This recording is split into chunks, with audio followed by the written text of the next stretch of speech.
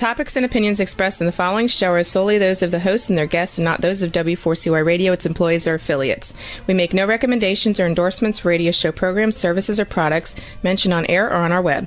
No liability, explicit or implied, shall be extended to W4CY Radio or its employees or affiliates.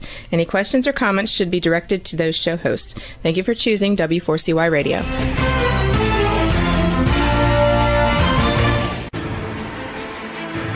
What's working on purpose anyway?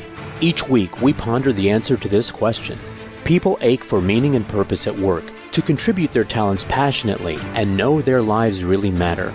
They crave being part of an organization that inspires them and helps them grow into realizing their highest potential. Business can be such a force for good in the world, elevating humanity. In our program, we provide guidance and inspiration to help usher in this world we all want, working on purpose. Now, here's your host, Dr. Elise Cortez.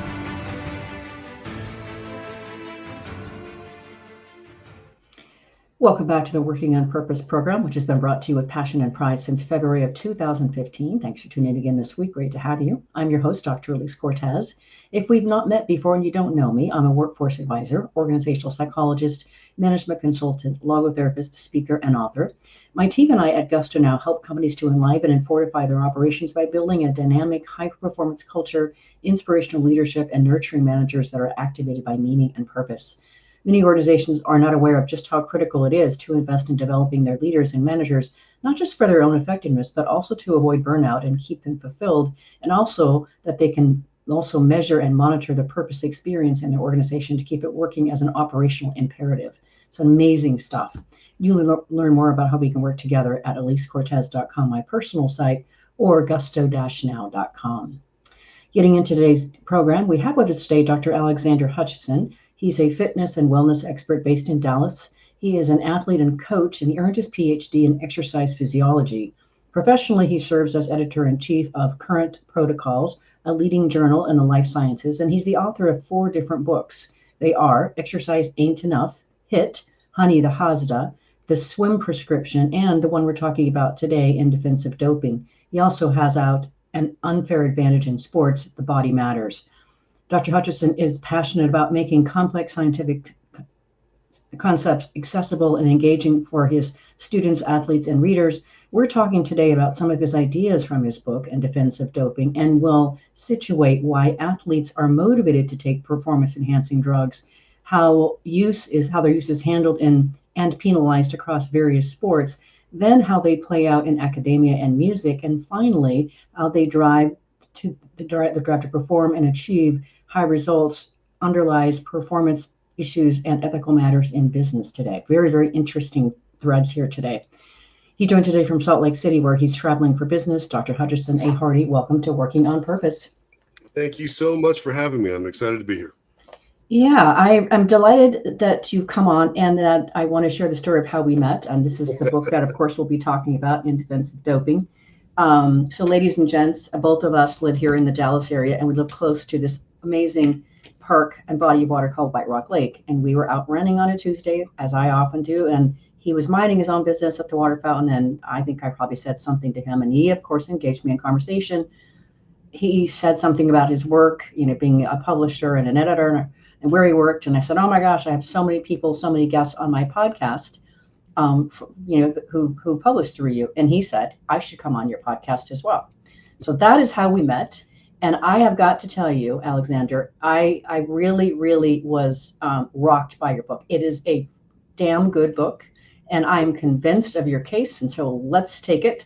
We're going to usher in our listeners and viewers into, I think, a really, really meaty and really important topic that I think is not understood at all. Mm-hmm.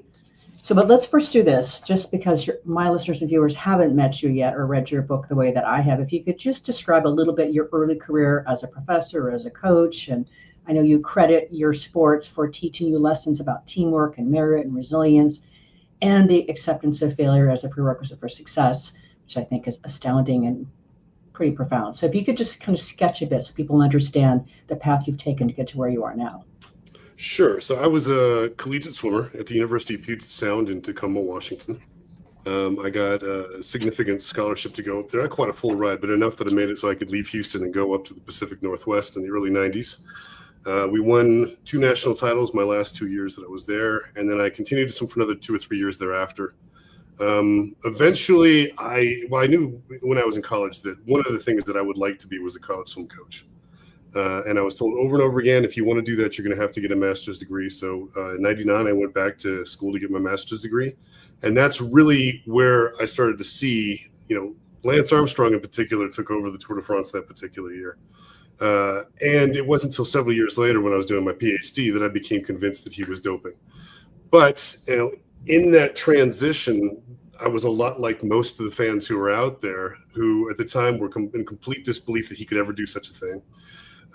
And then was just like them when I wanted him banned forever.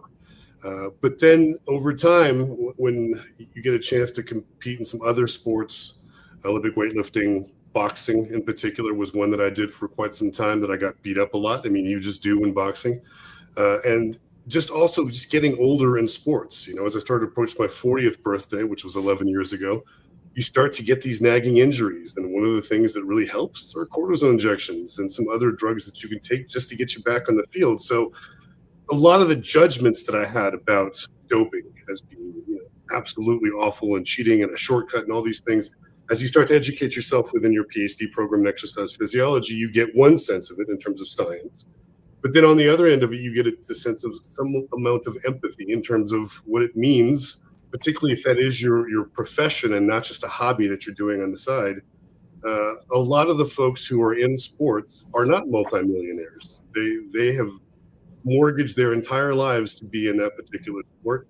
And if a nagging injury comes along, they're left with a choice of doing something that could be considered unethical or hanging it up for the day. And if it's a once every 4-year opportunity to go to the Olympics, I'm not sure how many people would actually honestly do that. I was a professor for a number of years at 3 different institutions and was very happy in that role. But my wife always made more money than I did. And so her job took us from San Antonio, where I was a department chair and associate professor, to Dallas. And I spent one last semester at UNT, but that commute was brutal. And I did not like the demotion down to assistant professor again. So I took a job in publishing, doing stuff that I've been doing for free for many years. And now I work for Wiley, and I have for the last 3.5 years. And as you said, I'm editor-in-chief of Current Protocols. So it's been a progressive, long journey up to this point. And most of my initial work was just delineating the science of sports for people to understand in a way that was, more palatable than if you were to read a science journal. But then, I wanted to do something not necessarily edgier for the sake of it, but because I had these thoughts. So that's why In Defense of Doping came out. And then my most recent book, An Unfair Advantage, which is about the science of trans women in sport. And it is not a book about bigotry or hatred or anything like that at all. But I invite everybody to read the books and let me know what you think. Well, Alexander, like I said, you really, really gobsmacked me. I was one of those people that was sitting on the sidelines judging about the whole drugging thing, and you really did enroll me into your central thesis of your book. So let's talk about why you wrote the book and what it is you're trying to convey. Sure. So it's important that people who are sports fans have a sense as to what these drugs are, what they do, why people take them, and what are the potential motivations behind cheating. It's only cheating because the people who run the sport say it is. If those rules change tomorrow, then it won't be cheating anymore. A number of these different drugs and practices have been around for many, many years, and they were not made illegal until relatively recently within the history of sports. Now, the one that I focused on the most in the book and just in general is road cycling. So the Tour de France just finished Sunday. I watch it religiously every single year. But that particular sport has a long, dark history of doping that dates all the way back to the very first Tour de France in 1903. Back then, people would take these horrible concoctions. They would take heroin, they would take opium, they would take mostly brandy and wine would be the lower end things, but they would take strychnine, something that we typically associate with being a poison because it's a remarkable stimulator of muscle contractions. So imagine that. You want to win so badly that you are willing to drink what is poison in order to actually have an opportunity to win. So that gives you a sense as to the mindset of people who are competing in these particular races. And when you think of their alternatives in, pre-World War I France, there weren't a lot. You could try this and make a fortune and establish yourself and your family for years to come, or you can go work in a foundry or a factory or a farm and basically have a subsistence existence. For some people, they're fine with that. For others, no, they want more, and they're willing to do just about whatever it takes to get to that next level, particularly if it's only about doing something to their own bodies, because that's their choice to do, obviously. So the reason for writing the book is hearing these same tropes time and time again. Taking steroids is a shortcut. That is a complete misconception. If anything, taking steroids is the long way to go, because it allows you to train harder and longer than you could if you didn't take them. So you're not just sitting on the couch with 2 beers and injecting yourself with testosterone and then becoming a star athlete. You have to obviously do the training that comes along with it, and you can do more training if you do these particular drugs. And that's the primary reason people take these things. So hearing that time and time again, you wanted to just say, well, wait a minute, let me just explain a few things to you. And then you add into that, and I'm sure we'll talk about this in a minute, when you really look at society, the vast majority of us, maybe not all, but the vast majority of us are taking some drug as a pharmaceutical or an illicit drug that's serving the purpose to enhance our performance in something in our lives. And when you think of it that way, then a lot of this comes down to a level of hypocrisy that people just can't reconcile unless they're being truly honest with themselves. Mm-hmm. So beautifully explained. And that's another thing that I really liked about your book. One, it is, damn well written, of course, and it's also very entertaining. I am not a sports nut, Alexander. I don't watch sports. I don't follow sports. I'm lucky if I know what season goes with the right sport. Honestly, that's where I am. But I learned so much about sports and how you taught about the different sports and how drugs are used in them and also punished within them, which is really, really, really interesting. And I think what's also interesting too is I appreciate your empathy to understand these humans and why they're taking these drugs. And you help us understand, which we'll weave throughout this conversation, that part of the problem in all this whole thing is that the only person that's held accountable for the use of these drugs is the athlete, not the owner organizations that own the clubs or the sponsors or the whatever. The only one that gets punished is the athlete. So that accountability needs to be really examined. And I want to make sure that that is heard by you listeners and viewers. This is such an important part of your point. That's correct. So when we look at that, I'll give you we can go to the Tour de France, but let me go over to baseball real quick. In 1994, there was a work stoppage that led to the cancellation of the World Series for that year. And when they finally came back several games into the 95 season, attendance was way down because the baseball had thoroughly upset the fan base, who was not interested in hearing about an argument between millionaires and billionaires. They just wanted to see the great American pastime. And attendance stayed down until 1998. And that was the summer that Mark McGwire and Sammy Sosa had this home run race to try to beat Roger Maris's record of 61 home runs.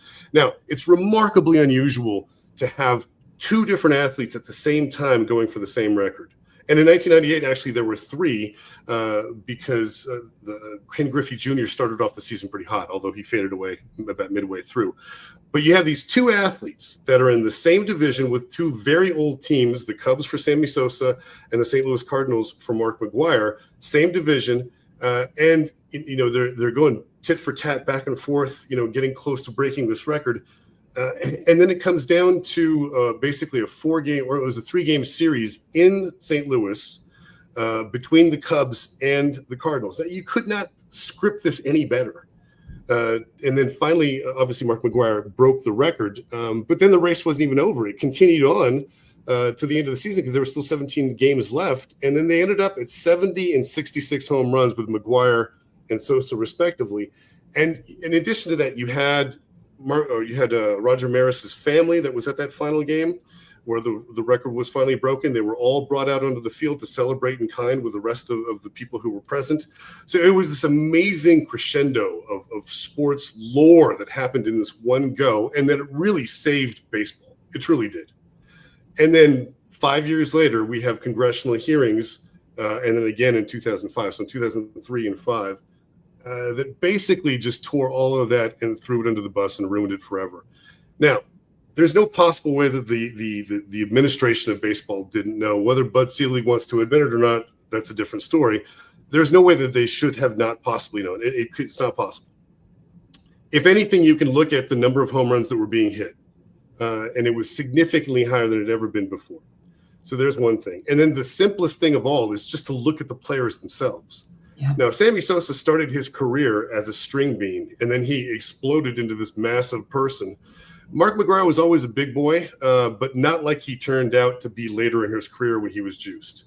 So all you had to do was just pass a simple eye test to see that and know for sure that something is not quite right here. And the claim from Major League Baseball was we had no idea because no one ever told us.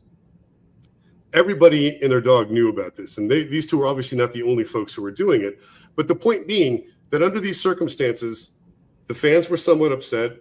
For whatever reason, Congress decided that they had to protect the children from the potential of using steroids, which I get into in the book. And so they had these hearings, and then we had all these players who were basically banned for life and will never be in the Baseball Players Hall of Fame.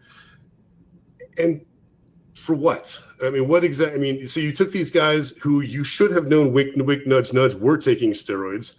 You looked the other way as they saved your bacon and the entirety of the sport of baseball. And then as soon as the minute came that you had to do something to save your own skin, I'm talking about baseball, they just tossed them out with the garbage. This has happened time and time again. The same thing happened with Lance Armstrong in the Tour de France. In 1998, the same year that Sammy Sosa and Mark McGwire were doing their thing, we had the Festina scandal in the Tour de France, which was effectively the Festina team was the #1 team in the world at the time. And one of their workers, one of their masseuses, was pulled over at the French-Belgian border, a typical traffic check. His vehicle was chock-a-block full of steroids and other illegal drugs that were purchased illegally and were going to be used, obviously, by the team. So the Festina team was pulled out. Several of the teams pulled out. The tour almost canceled that particular year. And so you're looking at this, and they called that, the race of misery or whatever I think that was actually called. The next year is when Lance Armstrong shows up coming back from his testicular cancer, almost dies, and here he comes and he wins the Tour de France out of nowhere. So this was called the race of redemption. And he saved the Tour de France. It may have continued on, but it certainly would not be the event that it is today. Yeah. And again, go ahead. I'm going to say we got to take a quick break here, but sure. I love your passion, and by the way, ladies and gents, it shows up in the book just like that. It's just the same voice in the book, so you're going to love reading this. Hold that thought. We'll be right back. I'm your host, Dr. Elise Cortez. We run on the air with Dr. Alexander Hutchison. He's a fitness and wellness expert based in Dallas, who is also an athlete and a coach. Professionally, he serves as editor-in-chief of Current Protocols, a leading journal in the life sciences. We've been talking about the motivations behind why professional athletes are motivated to take performance-enhancing drugs and some of the accountability and issues related to it. After the break, we're going to talk a little bit about how drug use shows up and is punished in different sports. We'll be right back.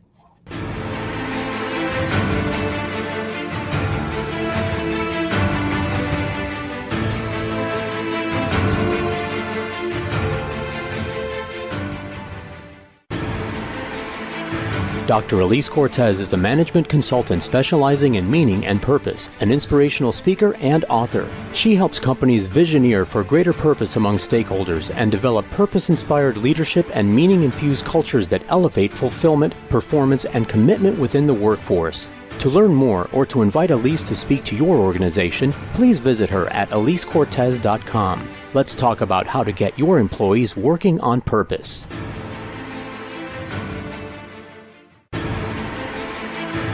This is Working on Purpose with Dr. Elise Cortez. To reach our program today or to open a conversation with Elise, send an email to Elise, A-L-I-S-E, at elisecortez.com. Now, back to Working on Purpose.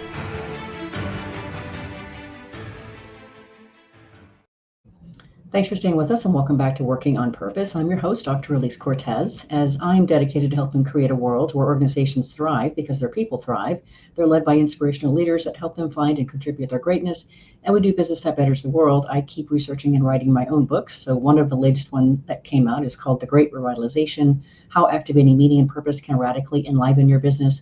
in order to help leaders understand today's discerning and diverse workforce. What do they want from you to give their best performance, engage their talents, and stay? And then I provide 22 best practices you can fold into your operations to provide that for them.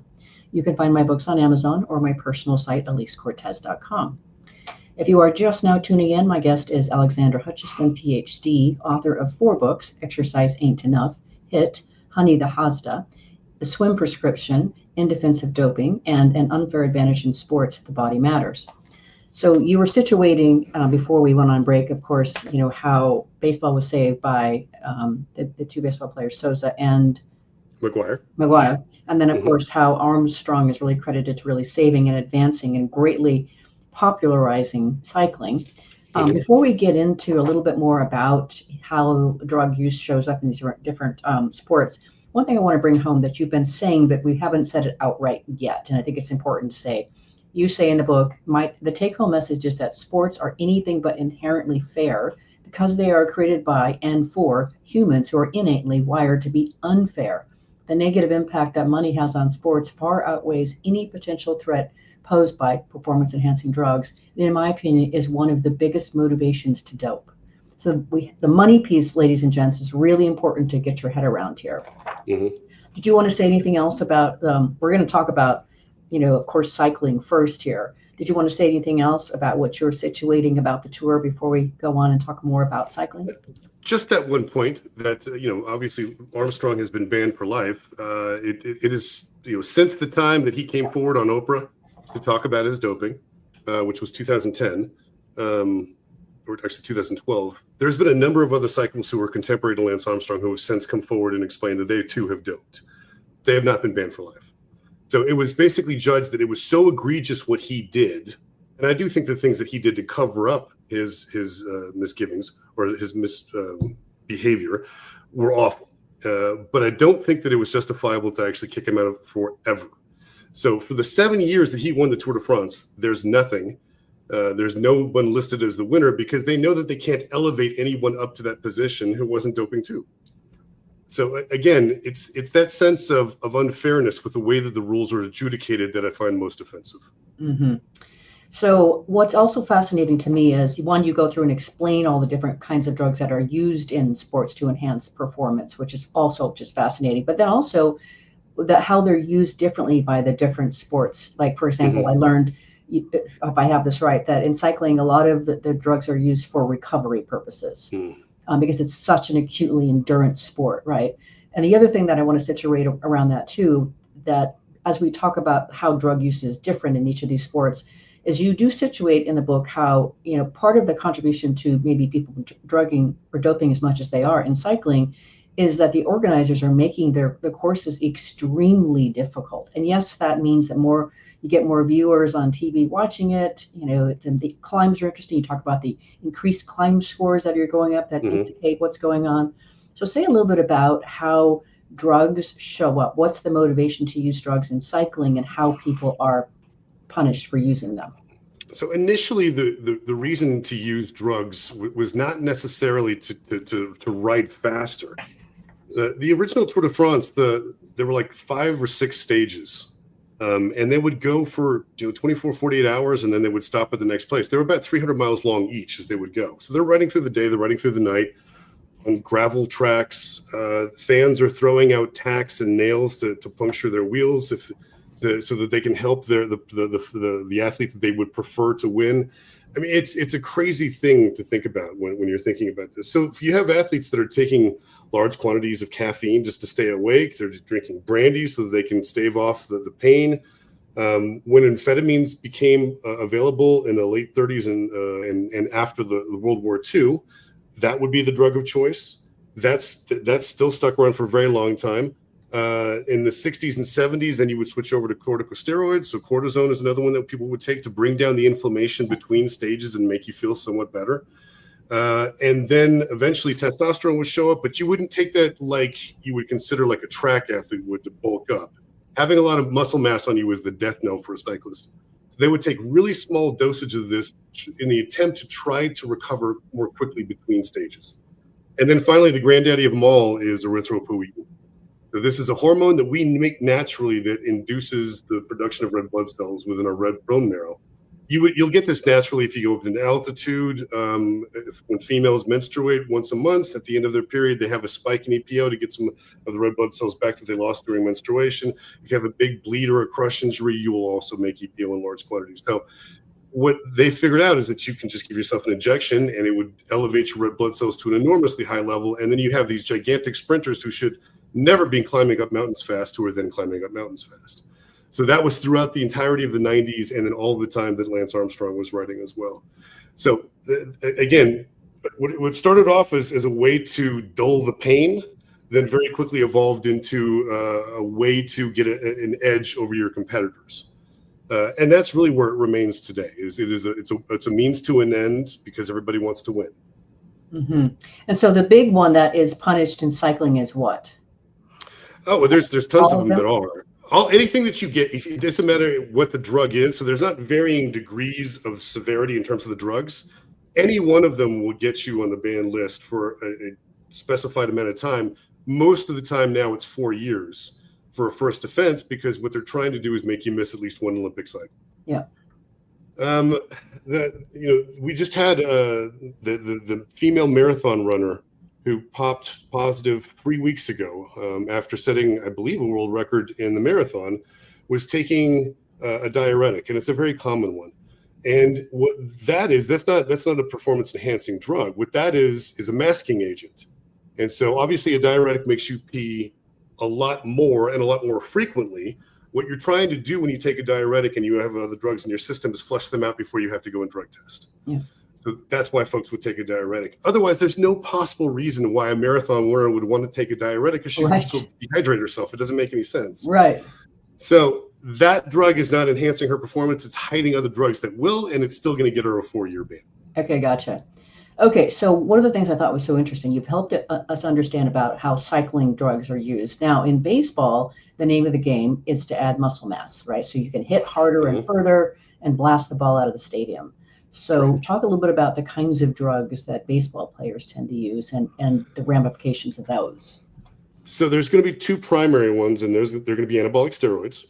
So anabolism means that you're adding stuff to your body. Okay. And catabolism means you're breaking it down, and the combination of the two of those is your metabolism. So anabolic steroids allow you to accrete or add. And what that does is, with the swing of the bat, you're generating more power than you would if you had smaller muscles. The ball's going to travel farther. And so what you'll hear from people who are not so much in the know is they'll say, well, it doesn't help the person's reaction time. It's still baseball. They still have to hit the ball. No question. But the ball that would have been caught at the warning track before steroids now leaves the stadium entirely after steroids. So obviously there's that part. The other drug that they will take most frequently is human growth hormone. Now, just like it sounds, that is a drug that allows you to add additional mass, but we're not so much in the muscle end of things. Where you see that working is with the connective tissues. So what I'm talking about there are tendons, which attach muscle to bone, and ligaments, which attach two bones together at the joint. Okay, those tissues have very poor blood flow to them. So when they get injured, they don't heal up very quickly. Most of the time when one of those gets injured, it's going to be surgery. So what you see with steroids is that they make the muscles big fast.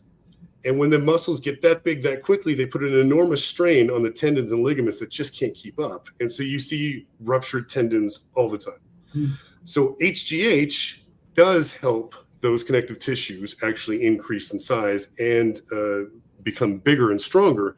So oftentimes athletes will take these in conjunctions to at least eliminate the severity of potential injuries down the line. And a lot of athletes will take it after they've been injured to try to heal up quicker. It's fascinating. And of course, we've now illustrated why they're so motivated to do that. Now then, let's talk about tennis. Your example of the 2022 French Open when Nadal was in obvious discomfort, and you talked about how he was able. They numbed his foot for what, 2 weeks or whatever for him to be able to play. Basically, the whole fortnight. Yep. And why? And so you're put forth in the book. Why was he? Why didn't he get in trouble for that? Why was that permissible? It's not the same thing in tennis. It's not. So each of the different sports that's a signatory of the World Anti-Doping Agency has some level of leeway in terms of what they will and will not punish and what they will and will not allow. There was no confirmation that Rafael Nadal took cortisone, but no one ever denied it either. So that was one of the problems I had. The other issue is that basically he got a lidocaine injection right into the nerve that is a pain sensor only. So it was not his muscle stimulating nerve. So he could still obviously move that foot all over the places he needed to. But imagine trying to run, if you've ever watched the French Open, it's played on clay. And so these athletes, they're usually baseline athletes. They run one side, they put their legs, their feet planted on the ground, and they slide. They run the other way, put their feet grounded and slide. So it puts an enormous strain on the feet and the ankles. And I can't imagine trying to run. Now, I'm not Rafael Nadal, but I can't imagine running, sprinting, stopping, sliding, and trying to hit a tennis ball with my foot completely numb so much so that I can't feel it at all, as though you're getting like a root canal and you can't speak correctly. And when we're talking about the three primary rules for why it is that we ban particular substances or practices, one of them is that it's potentially harmful to the athlete. Well, I can't think of anything more potentially harmful than having a completely numb foot for 2 straight weeks. But if that's what Nadal wanted to do, if that was a risk that he was willing to take, that's none of my business. And I don't think it's any of tennis's business either. So they allowed him to go forth with it. The point being, what's good for the goose is good for the gander. If he's going to be able to allow to do that for 2 straight weeks in order to win his 24th major, and I believe it was his 14th French Open, then why can't cyclists take an injection of cortisone if they've had a major fall and they want to get back on the bike the next day? I know the answer already. I'm being rhetorical, but the point being that if this is going to be something that we're going to look at as being an apples to apples comparison, all the sports should be treated the same. Yeah. Alexander, I love your passion. I've learned so much from you. Let's grab our last break. I'm your host, Dr. Elise Cortez. We went on air with Dr. Alexander Hutchinson. He's a fitness and wellness expert based in Dallas, who's also an athlete and coach himself. Professionally, he serves as editor-in-chief of Current Protocols, a leading journal in the life sciences. We've been talking about how drug use is motivated for use in the various sports and how they're allowed or penalized. After the break, we're going to get into how drugs and other means of enhancing performance show up in academia, music, and the business world. We'll be right back.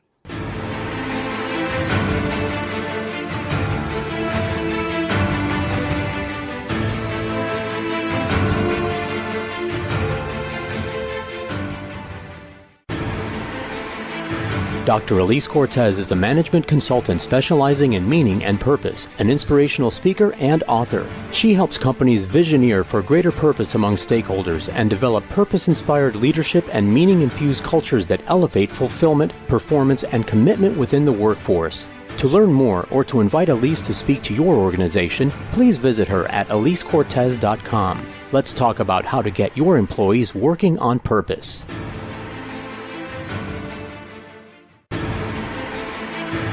This is Working on Purpose with Dr. Elise Cortez. To reach our program today or to open a conversation with Elise, send an email to Elise, A-L-I-S-E, at elisecortez.com. Now, back to Working on Purpose.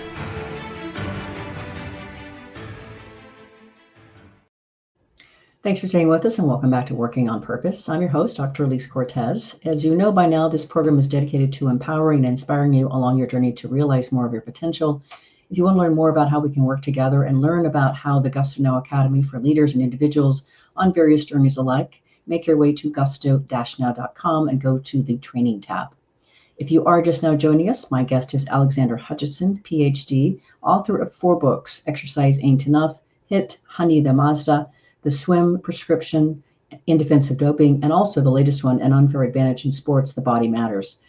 So in the last conversation, talking about how drug use is motivated in the various sports, I found it really fascinating to have you start sharing how you started to first notice it showing up in the classroom when you were teaching. So let's talk a little bit about that. Sure. So this was my second to last year of teaching. So this would have been about 2019. Before we had a big exam, I would always have a review session for anybody to show up and ask questions that they still didn't understand about the topics that we were going over. And at this one particular session, and most often the people who showed up were all my A and B students. It was never my F and D students who ever showed up to these things. Okay. So you have your highly motivated kids who are there. And so one of my kids shows up, and before we get started, pops out a prescription bottle, gives it a quick shake, pops it open, and then takes a quick pill, and then starts motioning around to everybody else in the class. I'm like, hey, what are you doing? You can't just give out prescriptions. And then, it turns out that it was not Ritalin, but the other ADHD medicine. Adderall. I'm sorry, Adderall. There we go. And so I started asking around, who all takes Adderall in here? And there was about 15 of my students there, and all but 2 raised their hand. And so I asked him, why do you do that? And you guys obviously don't have ADHD if you're taking it from someone else. And I asked the student who actually had the bottle, do you have a prescription? No, I just brought it off my roommate. He doesn't take his anymore, but he still refills them. He sells them. Okay, so there's a lot to unpack here, and so it turned out that it helped them all focus, but beyond just helping them focus in the classroom, it would help them focus when they were playing sports. It would help them. It would give them more confidence when they were in interchanges with the opposite sex or even the same sex. Some of my gay and lesbian students had the same story as well. When they would go to a party, that would be their drug of choice because it made them more comfortable to speak to people. Mm-hmm. I never knew any of this, nothing, and no idea whatsoever. So I've got 6 classes that particular semester. I did a little impromptu survey. Don't identify yourself. Just tell me, have you ever taken Ritalin or Adderall? Adderall. Mm-hmm. Yep. Do you have a prescription? And those are the only 2 questions basically. And I was shocked to see that it was a huge number that came back in terms of the percentage. It was well over 50%. It was a huge number. All of them taking it without a prescription. That is a performance-enhancing drug. Yeah. When I went to speak to some of my other professors, my colleagues, they're like, well, I don't know what you're going to do about it. I was like, well, I'm not really looking to do anything about it. I'm just surprised that this is actually happening. That then extended to, having conversations with some of mine and my wife's friends about just that. And they would come up and say, well, I do the same thing. Particularly, this was an accountant who I was speaking of. When tax season rolls around, I need additional focus. I just take some Adderall. And my doctor prescribes it to me for a couple of weeks, and then I don't feel it anymore. And then the next time around, I do it again. And I said, and we were talking about this in relation to doping, and she kept insisting, yeah, but that's different because that's in sports. That's cheating. Like, well, how is this? I know it's not cheating per se, but it's still a performance enhancing drug. And with that particular person, there was no getting through that she was not going to see it that particular way. Mm-hmm. Yeah. And that's why I think this is such an important thing to talk about. It's like all these other horrible people in the world doing these terrible things, but not me. I'm not part of the problem, but actually you really are part of the problem. So let's do this. Let's talk about first musicians, and then we're going to move more into the business world and even the case about the individual at the birthday party. But I was astounded. I certainly go to the Dallas Symphony, and you talk about musicians. They compete for their positions just like football players do. And you then situated, concert violinist and a co-concert violinist, and situate, how much the discrepancy is in their pay. So thinking about how that would motivate someone to be able to want to take performance-enhancing drugs to compete for that position. Can you kind of situate the music piece here with performance-enhancing drugs? So I was watching World News Tonight sometime, and this particular story came up about symphony musicians who take beta blockers. Now, a beta blocker is a drug that blocks the adrenergic receptors throughout our body, but particularly on our heart. So if you get into a fight or flight situation, which is where you're just nervous and you get sweaty and your heart starts to pound, that's performance anxiety is what they call that. Yeah. You don't want to take something like Xanax because then it makes you kind of loopy, you can't perform.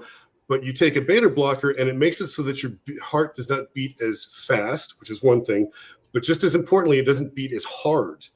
So it makes it so you can have nice, steady hands, whatever your instrument of choice is.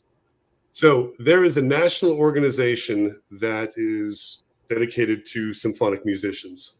And they regularly will send out surveys about different topics. In this case, they sent out a survey questionnaire specifically about taking beta blockers. And of the people who returned the survey, and it was a significant number, upwards of 75% had admitted that they took beta blockers, and around 45% of the total number who took it or took the survey stated that they thought that it had an impact on their performance. So that is a performance-enhancing drug. It is absolutely no different than what an athlete would do, with the exception being that when you and I go to see the symphony, we don't necessarily, I'd say most of us do not at all, have emotional investment in what's about to transpire on the stage like we do if we go to a sporting event. Mm-hmm. So it's much easier for me to buy way into a particular athlete as being a hero, and then to be let down and disappointed in finding out that that person was not all that I thought they were going to be, or her. Yeah. Not going to be the same situation as far as symphony musicians are concerned. But to your point, it is competitive. It is even more competitive to get one of these spots on a big symphony, because there's only a handful of them, than it is to get a spot in an NFL football team. The total number of people who are coming out of college who have a music performance degree is way bigger than the total number of potentially eligible draftees into the NFL. Mm-hmm. And so you have tight competition for a very, very small number of spots. And the average shelf life of a symphony musician is much longer than the average shelf life of an NFL player, which is 2 or 3 years max. So the turnover isn't as great. So when these things come up, obviously they want to compete for it. And they do get a big difference in terms of how much they get paid, for sure. But there's also just the prestige of being the first chair, in the first section. That's a big deal. Yeah, yeah. Okay, so I think you made a strong case for, the motivation for taking performance-enhancing drugs in various places. Now let's finish this conversation and bring it into the world of business. If you could just quickly touch on the case with Margot. You were talking about, the stuff in tennis that was going on, and she started to talking about how she takes something and she was up for this big promotion which came with a substantial bonus and a big raise, etc. So you are engaging with her in conversation and saying, but hey, it's the same thing. So share a little bit more about that case. What was she taking? She was taking Adderall. Adderall, okay. Because she was the tax accountant who she was the same one. Wanted to clear a certain number of these big accounts. Okay, she was the same one. And get them right. Mm-hmm. And so I was asking all these questions myself because I never knew how accountants worked or how they were judged. But there's obviously you can get a big tax bill through for a particular corporation or individual, and also avoid getting audited. That's a big thing. Yeah. So there's a lot of pressure to perform, as there is in any business enterprise.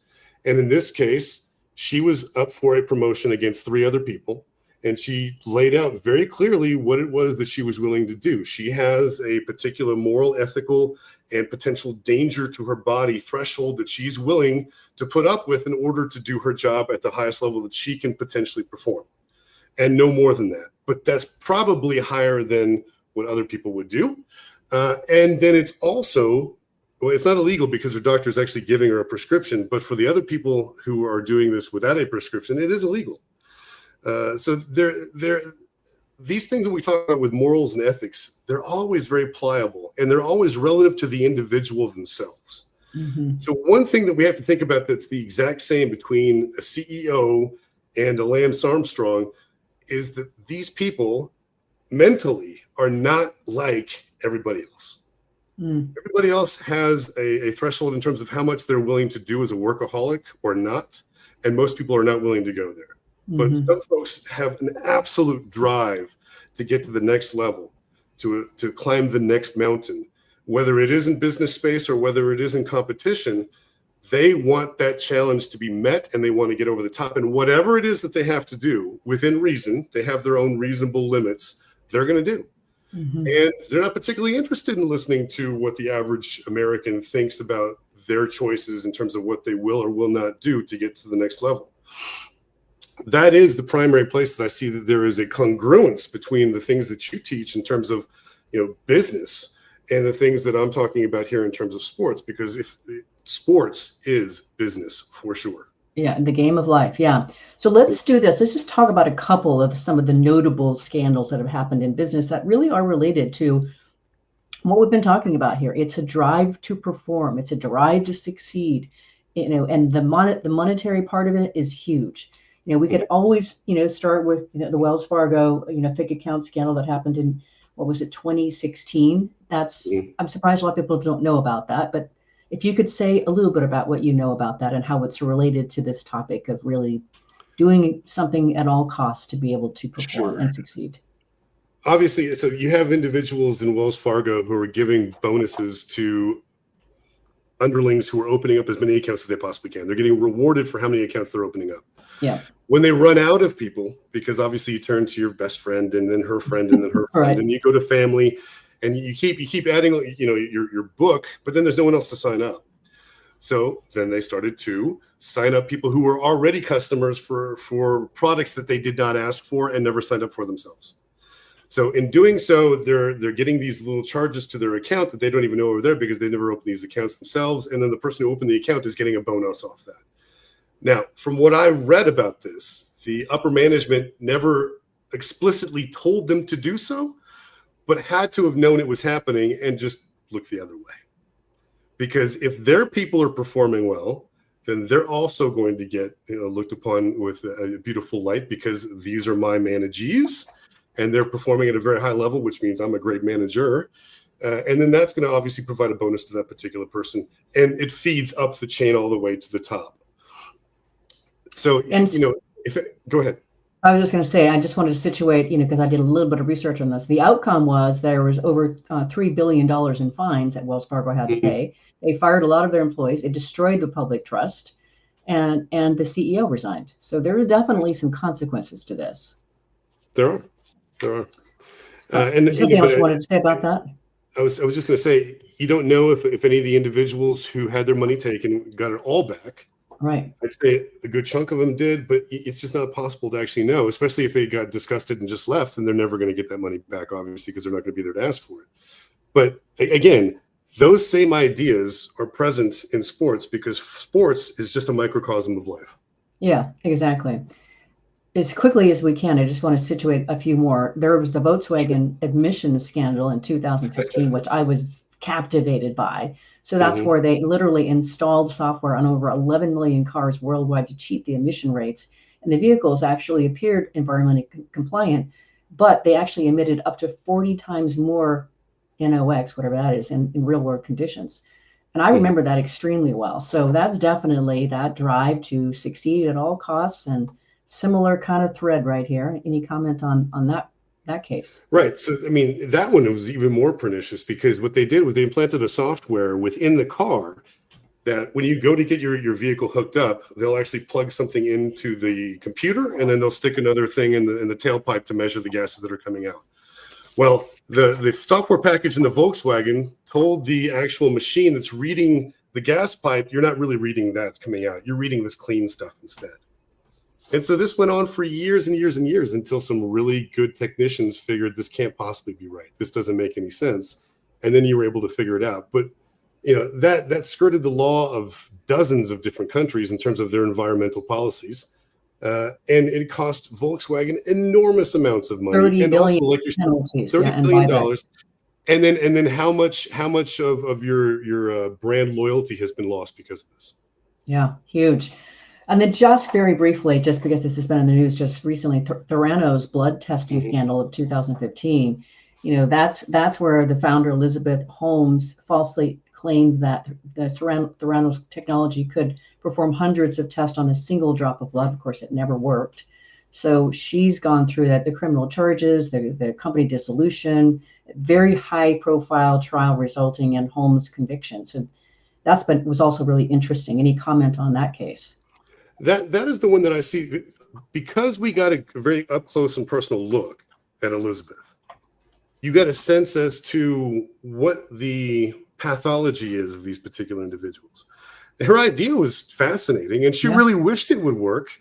Yeah, but it never was going to. And instead of taking the time to actually sit there and test it and figure out that this isn't probably going to work, we have to go a different angle. Just full bore. I'm just going to put my blinders on. Eventually, this is going to work. We're going to fake it or make it. Even though everybody around her is telling us this is never going to possibly work. It can't possibly work. They just kept on going and defrauding their investors over and over and over again. And then when it came time to pay the piper, she made these, what I feel were quite ridiculous claims that was the other person within the corporation who was, she was in a romantic relationship with him and he was physically abusing her and making her do this stuff. But they had tons and tons of evidence that wasn't the case. Yeah. I so wish we had more time, Alexander. This has been just a fascinating, riveting conversation. I'm so grateful. I literally ran into you at White Rock Lake. You said yes. You came on. Thank you for being on Working on Purpose. It's an amazing conversation with you. I can't thank you enough for having me, and I hope there's another opportunity for us to talk in the future. Oh, you can run, but you can't hide. And I'm pretty fast. Listeners and viewers, if you want to learn more about Dr. Alexander Hutchinson's book or his books or his work, you can find him first on LinkedIn, just as his name, Alexander Hutchinson. So it's Alexander, and then Hutchinson is spelled Hutchison. You can also find him on Amazon under the listed authors as well, along with all of his books. Last week, if you missed the live show, you can always catch it via recorded podcast. We were on air with Carlos Hoyas. He's a fellow Forbes Council coach with me who lives and works in Brazil, doing business in Portuguese, Spanish, and English. We talked about the role of self-leadership in building dynamic teams and creating a strong corporate culture. And we embraced throughout the conversation how leadership, first and foremost, is an inside job. Next week, we'll be on air with Davin Salvagno talking about his new book, Thieves of Purpose, Overcoming the 12 Mindsets Robbing You of Your Potential. See you then. And remember, work is one of the best adventures and means of realizing your potential and making the impact we crave. And it can give us the opportunity to do business in a way that betters the world. So let's work on purpose. We hope you've enjoyed this week's program. Be sure to tune in to Working on Purpose, featuring your host, Dr. Elise Cortez, each week on W4CY. Together, we'll create a world where business operates conscientiously, leadership inspires impassioned performance, and employees are fulfilled in work that provides the meaning and purpose they crave. See you there. Let's work on purpose.